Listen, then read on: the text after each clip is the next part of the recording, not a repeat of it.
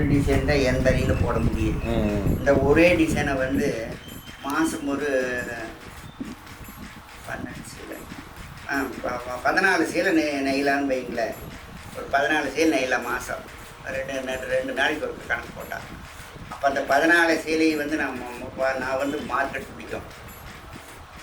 Market பிடிச்சா அந்த சீலை தயார் பண்ணணுன்னா அப்படியே மார்க்கெட்டில் எடுத்துட்டாங்கன்னா மேற்கொண்டு நான் நூல் சரிகை பட்டு வாங்க வந்து பணம் வந்து எனக்கு கை கிடச்சிரு.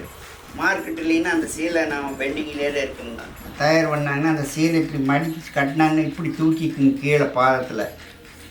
அதே நம்ம கைத்தறியில் நெஸ்ஸு நல்ல ஜரிகை வெள்ளி ஜரிகை போட்டு தங்க ஜரிகை போட்டுன்னா அந்த மடிப்பு வந்து பாதத்து வரைக்கும் அப்படியே நிற்குமுங்க. பெருசாலாம் செய்ய முடியாதுங்க.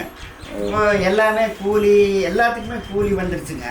எல்லாம் கூலி போட்டு செய்யல. என்னாங்கன்னா மார்க்கெட்டில் ஒரு நிர்ணயம் இவ்வளவுதே விற்கணும்னு ஒரு நிர்ணயம் இருக்குது. இதுக்கு மேலே போச்சுன்னா வாடிக்கையாளர் சேலை எடுக்க மாட்டாங்க.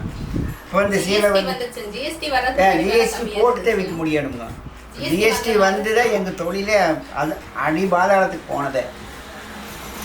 18% போடுறாங்க.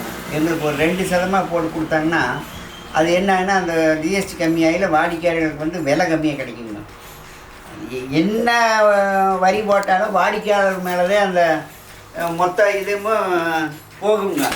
பின்ன நாங்கள் ஒன்று அதை நட்டம் நிறுத்திக்கிறது இல்லை, வாடிக்கையாளர்கள் மேலே தான் அது இருக்குது. ஆனால் அவங்க ரொம்ப விலையாகில ஓசனை பண்ணுவாங்க. நடுத்தர ஃபேமிலியெல்லாம் எடுக்க முடியாதுங்க. நல்லா ஒரு எங்களுக்கு கலர் பிடிச்சி டிசைன் பிடிச்சது விலை பிரச்சனையில் இருக்கிறவங்களும் எடுக்க முடியும். எல்லோரும் எடுத்து கட்டுற மாதிரி ஒரு பொருள் கிடச்சின்னா அதுக்கு கிராக்கி வருங்க.